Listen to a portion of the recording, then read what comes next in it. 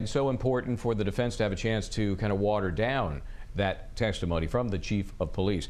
So I am so glad to welcome in, after cooling their heels for the last hour, Roger Foley is with us, and he's a criminal defense attorney from West Palm Beach, also Christa Ramey. Christa, I've checked the records, and I think you've now been on my show often enough to get a free set of steak knives. So those will be coming your way. Very exciting. I know Rogers uses his all the time. Christa, I mean, let me just get first impressions before we delve into some of the details here. How do you think the chief is doing? How do you think the defense is doing taking him on? This is probably one of the most critical pieces of testimony in terms of the use of force so far in this case. So I think it's compelling testimony. I think the chief is doing very good.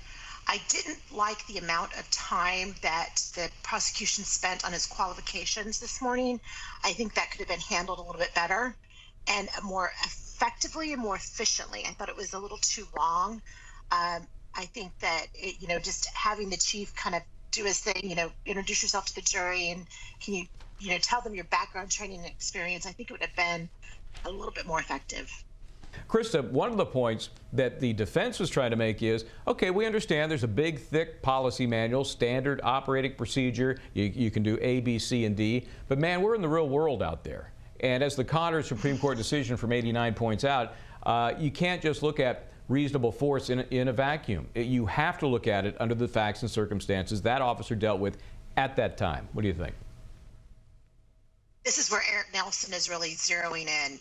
He is talking about an intense and rapidly evolving situation. He keeps using those words over and over again, that you have to look at all of the factors around you.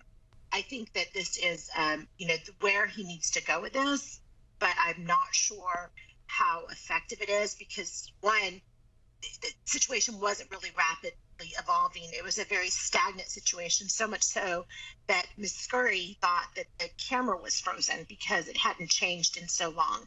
So, there's that.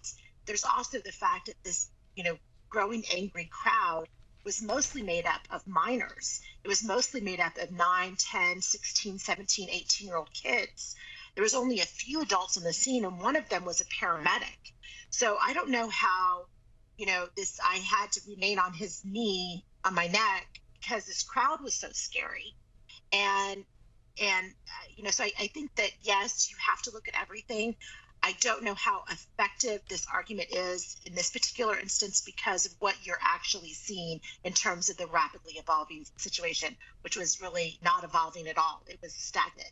Yeah, and Chief Arredondo certainly made the point that, yes, there was some use of force that was reasonable initially, but at a certain point, when George Floyd really was not moving, then it became unreasonable.